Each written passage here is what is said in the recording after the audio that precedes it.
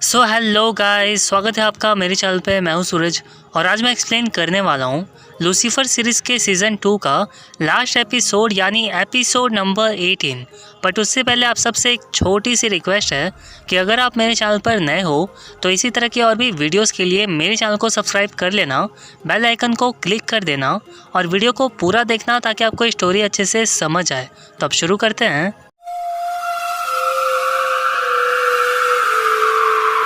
तो कहानी की शुरुआत होती है और हम देखते हैं शार्लेट को जो अपने पेट पर स्टैपलर से पिन कर रही होती है जहां पर शैट ने उसे मारा होता है।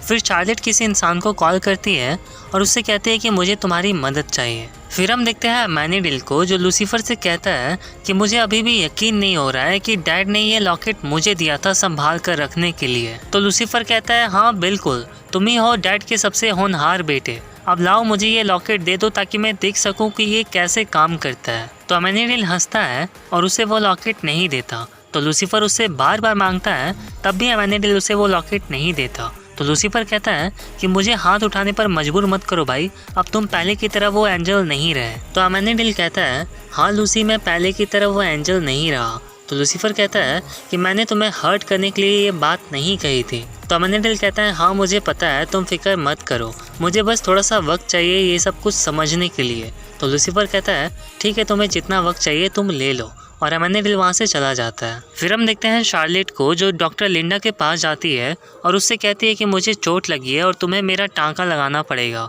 तो डॉक्टर लिंडा कहती है कि मैं इन सब चीज़ों की डॉक्टर नहीं हूँ, मैं तो बस एक थेरेपिस्ट हूँ। तो शार्लेट कहती है कि मेरे साथ जो कुछ भी हो रहा है ये मैं किसी और को नहीं बता सकती क्योंकि मैं एक इंसान नहीं हूँ। तो लिंडा कहती है कि मुझे माफ़ कीजिए, मैं आपके लिए कुछ नहीं कर सकती। तो शार्लेट कहती है कि तुम्हें करना ही होगा। तो लिंडा कहती है हाँ, कोशिश करने में क्या हर्ज है। तभी शार्लेट अपने कपड़े उतारती है और उसके पेट से एक ज़ोरदार रोशनी निकलती है जो सामने की दीवार को छेद कर देती है, और ये देखकर लिंडा बिल्कुल शॉक्ड रह जाती है। तो लिंडा पूछती है कि क्या ये लूसीफर ने किया है, और ये सुनकर शार्लेट बिल्कुल शॉक्ड रह जाती है। तो लिंडा बात को बदलती है और कहती है कि हो सकता है किसी फ्लेमिंग स्वॉर्ड नाम के किसी हथियार से हो गया होगा ऐसा।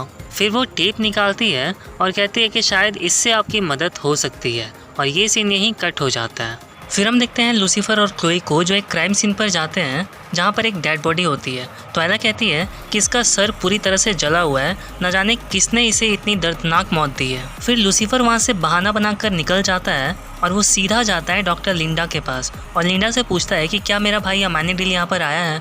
तो लिंडा कहती है नहीं, तुम्हारी फैमिली मेम्बर में से कोई भी यहाँ पर नहीं आया है। फिर अचानक से लूसीफर अंदर घुस जाता है और उसकी नज़र पड़ती है शार्लेट पर, और शार्लेट से पूछता है लूसीफर कि आप यहाँ पर क्या कर रही हैं मॉम।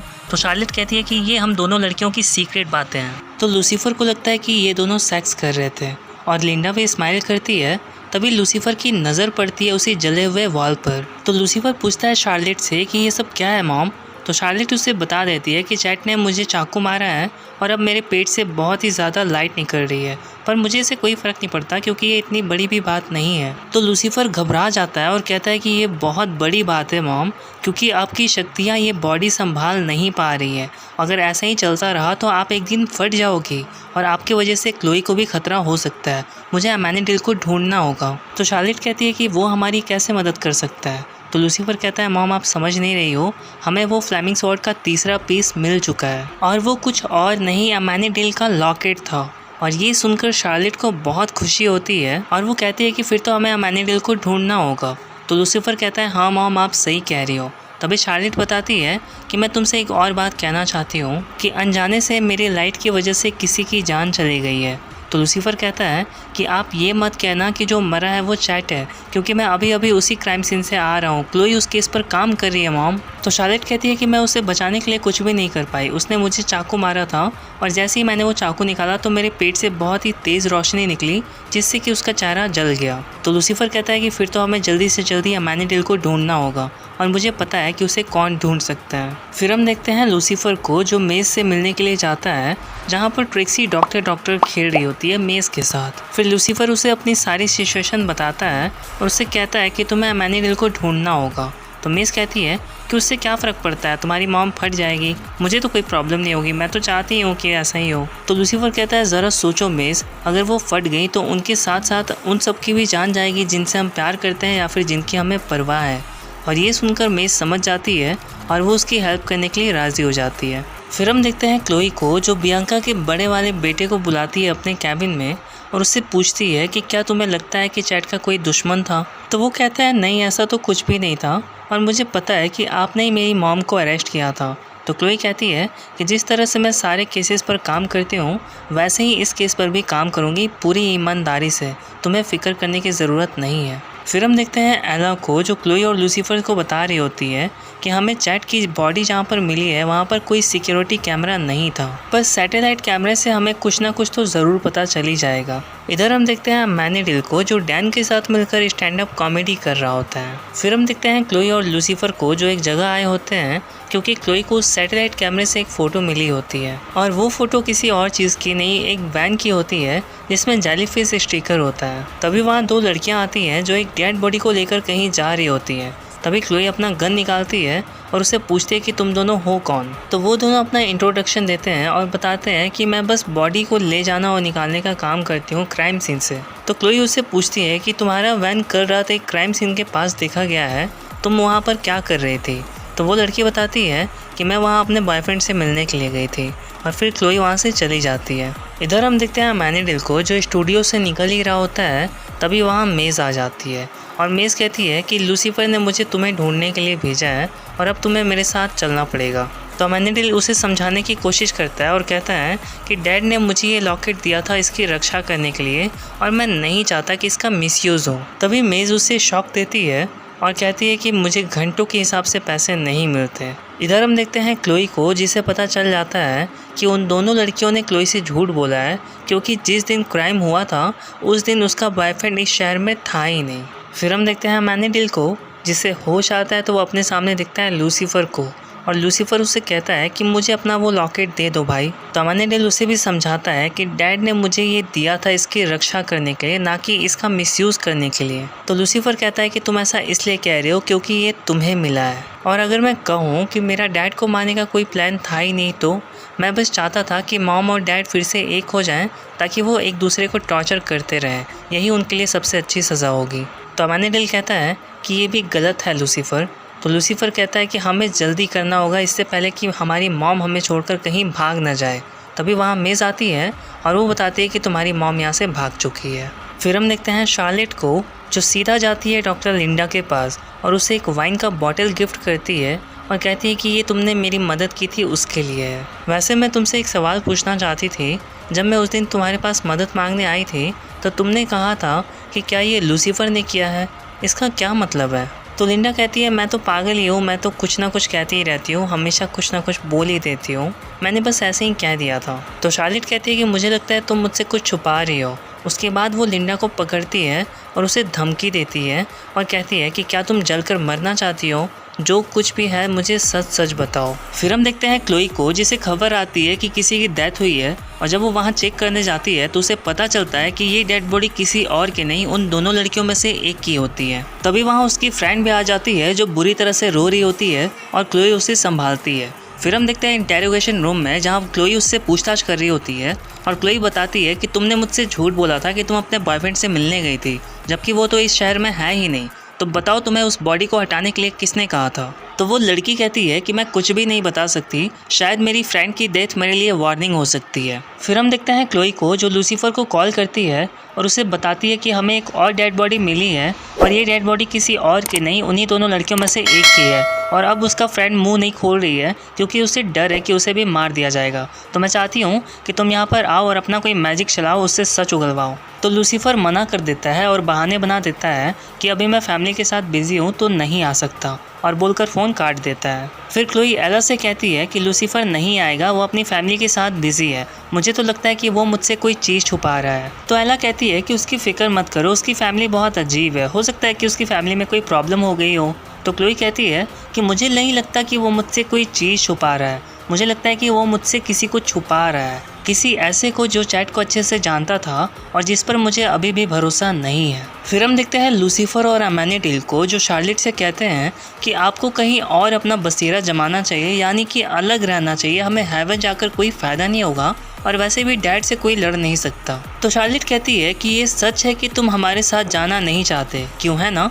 तो लूसीफर कहता है ये आपको कैसे पता चला? तो शार्लेट कहती है कि मैंने बस लिंडा पर थोड़ा सा दबाव डाला और उसने मुझे सब बता दिया। तो लूसीफर कहता है क्या किया आपने उसके साथ? तभी हम देखते हैं कि शार्लेट अमेनिडिल और लूसीफर को पकड़ लेती है और कहती है तुम दोनों ने मुझे बहुत निराश किया है, और उन दोनों को उठाकर फेंक देती है और अमेनिडिल और लूसीफर दूर जाकर गिरते हैं। तभी वहाँ शार्लेट आती है और कहती है अमेनिडिल से कि मुझे वो तीसरा पीस दे दो। तो अमेनिडिल कहता है नहीं मॉम, आपको मुझे मारना होगा। तो शार्लेट कहती है ठीक है फिर कोई बात नहीं, मैं कोई दूसरा रास्ता देख लूँगी, बोलकर वहाँ से चली जाती है। फिर अमेनिडिल कहता है लूसीफर से कि मॉम काफ़ी ज़्यादा गुस्सा है लूसी, और वो काफ़ी ज़्यादा तबाही कर सकती हैं। तो लूसीफर कहता है कि मैं तो बस ये सोचकर टेंशन में हूँ कि वो सबसे ज़्यादा नुकसान किसे पहुँचा सकती हैं, शायद लिंडा को, और वो भागकर जाने लगता है। तो अमेनिडिल कहता है रुको, मैं लिंडा के पास जाता हूँ, तुम मॉम के पास जाओ, वो तुम्हारी बात सुनेंगी, और हाँ उनसे उस पीस को लेकर कोई वादा मत करना क्योंकि मैं वो उन्हें नहीं देने वाला। फिर हम देखते हैं क्लोई और डैन को जो शार्लेट को ढूंढ लेते हैं, और शार्लेट कहती है कि तुम्हें पता कैसे चला कि इन सब के पीछे मैं ही हूँ? तो क्लोई कहती है अब तुम्हारा खेल ख़त्म हो गया है शार्लेट, अपने हाथ ऊपर करो। तो शार्लेट कहती है रिलैक्स क्लोई, मैं तुम्हें सब कुछ बता दूंगी जो भी तुम जानना चाहती हो, बस मेरी एक छोटी सी रिक्वेस्ट है। और फिर हम देखते हैं कि शार्लेट क्लोई के फ़ोन से कॉल करती है लूसीफर को और बताती है कि तुम्हारी क्लोई ने मुझे ढूंढ लिया है। तो लूसीफर कहता है आप है कहाँ? तो शार्लेट उसे अपना पता बताती है और कहती है कि यहाँ पर बहुत सारे लोग हैं। तो लूसीफर कहता है कि आप किसी को नुकसान नहीं पहुँचाएंगी मॉम। तो शार्लेट कहती है कि अगर तुमने मुझे वो पहले ही दे दिया होता तो ऐसा नहीं होता ना, अभी भी वक्त है, मुझे वो तीसरी पीस चाहिए, और बोलकर फ़ोन रख देती है। फिर हम देखते हैं लूसीफर को जो अमेनिडिल को कॉल करता है और उससे कहता है कि हमें वो तीसरी पीस मॉम को देनी ही पड़ेगी क्योंकि क्लोई उनके पास है। इधर हम देखते हैं मेज़ को जो लिंडा के पास आती है और उसे संभालती है। तो लिंडा कहती है कि मैं नहीं बताना चाहती थी पर उन्होंने मुझे बहुत ज़्यादा टॉर्चर किया। तभी वहाँ अमेनिडिल आ जाता है और मेज़ कहती है अमेनिडिल से कि प्लीज़ मेरी मदद करो। इधर हम देखते हैं लूसीफर को जो डैन से मिलने आता है और उसके हाथ में फ्लेमिंग स्वॉर्ड देखकर डैन बहुत डर जाता है। तो लूसीफर कहता है टेंशन मत लो, मैं बस कुछ ढूंढ रहा हूँ। तभी डैन अपनी गन निकालने लगता है। तो लूसीफर कहता है टेंशन मत लो, मैं ये ब्लेड तुम्हें मारने नहीं वाला, मैं बस कुछ ढूंढ रहा हूँ, अपने हाथ ऊपर करो। फिर डैन अपना हाथ ऊपर करता है और हमें पता चलता है कि अमेनिडिल ने वो तीसरी पीस डैन के पॉकेट में छुपाई थी जो बिल्कुल मैग्नेट की तरह चिपक रहा होता है फ्लेमिंग स्वॉर्ड से। फिर लूसीफर उस पीस को निकालता है और वहाँ से चला जाता है। और इधर हम देखते हैं क्लोई को जो पूछताछ कर रही होती है शार्लेट से। तो शार्लेट बताती है कि हाँ मैंने ही चैट को मारा था पर उस तरह से नहीं जैसा तुम सोच रही हो। तो क्लोई कहती है पहले मुझे समझने दो, तुमने पहले चैट को मारा, उसके बाद 2 लड़कियों को हायर किया उसकी डेड बॉडी हटाने के लिए और उन दोनों लड़कियों में से एक लड़की को भी मार दिया। तो शार्लेट कहती है क्या वो लड़की मारी गई?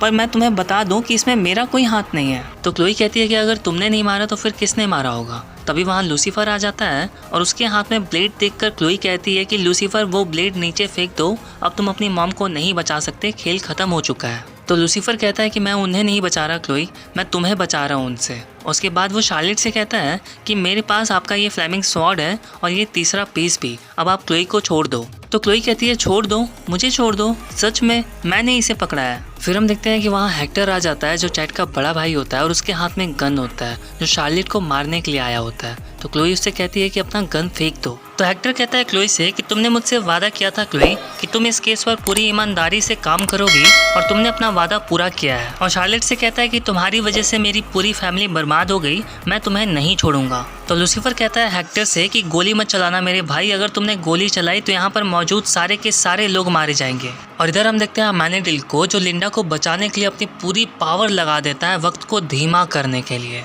और इधर हेक्टर भी शार्लेट को शूट कर देता है पर हम देखते हैं कि सब कुछ धीमा चल रहा होता है, यानी कि वो बुलेट भी हवा में ही होती है, जैसे वक्त बिल्कुल धीमा चल रहा होता है। और ये देखकर शार्लेट और लूसीफर बिल्कुल शॉक्ड रह जाते हैं, पर लूसीफर समझ जाता है कि ये सब कुछ अमेनिडिल की वजह से हुआ है।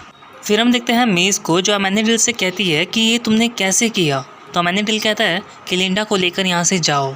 आगे हम देखते हैं लूसीफर को जो शार्लेट का हाथ पकड़ता है और उसके साथ रेलिंग से बाहर कूद जाता है। फिर लूसीफर आखिरी पीस को फ्लेमिंग स्वॉर्ड में लगाता है और वो स्वॉर्ड जल जाता है। और लूसीफर कहता है शार्लेट से कि अब आपको ये सब कुछ यहीं बंद करना होगा मॉम। तो शार्लेट कहती है लूसीफर से कि तुम्हें तो पता है ना कि ये सब मैंने तुम्हारे लिए और अपने सारे बच्चों के लिए ही किया है, मैं भी आगे जाना चाहती थी सभी की तरह, तो लूसीफर कहता है कि हेवन वापस जाना आगे बढ़ना नहीं होगा मॉम, वो तो पीछे जाना होगा और अब ना चाहते हुए भी मुझे ये करना ही होगा, चाहे इसके बाद मैं आपको कभी ज़िंदगी में देख ना पाऊँ। फिर वो अपना स्वॉर्ड उठाता है और हम देखते हैं कि वो हवा में ही चीर देता है। फिर कहता है कि मुझे यकीन नहीं होता ये स्वॉर्ड किसी भी चीज़ को चीर सकती है। और लूसीफर कहता है अपनी मॉम से कि ये एक नई शुरुआत है मॉम, आपने कहा ना कि आप आगे बढ़ना चाहती हो, आप अभी से शुरुआत कर सकती हो अपना एक नया जहां बसा के। तो शार्लेट कहती है कि फिर तुम्हारा क्या, मैंने दिल का क्या। तो लूसीफर कहता है मैं नहीं चाहता कि आपके हाथ अपने ही बच्चों के खून से रंगे जाएं। तो शार्लेट कहती है कि मैं कभी अपने बच्चों को नुकसान नहीं पहुंचाऊंगी। तो लूसीफर कहता है जानता हूँ मॉम, तो साबित करके दिखाइए प्लीज़। फिर शार्लेट आखिरी बार गुड बाय कहती है लूसीफर को और हम देखते हैं कि लूसीफर की मॉम एक अलग ही दुनिया में चली जाती हैं और शार्लेट वहीं गिर जाती है। फिर हम देखते हैं लिंडा को, जिसे हॉस्पिटल पहुंचा दिया गया होता है और उसका इलाज चल रहा होता है। और इधर हम देखते हैं डैन को, जो शार्लेट को संभालने के लिए आता है। तभी शार्लेट को होश आता है तो वो पूछती है कि मैं कहाँ हूँ और ये सब क्या हो रहा है। तो लूसीफर कहता है फिक्र करने वाली कोई बात नहीं है, अब आप बिल्कुल ठीक हैं। तो शार्लेट कहती है कि आखिर मैं बीच पर कैसे आई। तो डैन कहता है कि तुम रेलिंग से गिर गई थी, पर कोई बात नहीं, अब मैं आ गया हूँ ना। तो शार्लेट कहती है कि तुम कौन हो, और ये सुनकर डैन भी बिल्कुल शॉक्ड रह जाता है।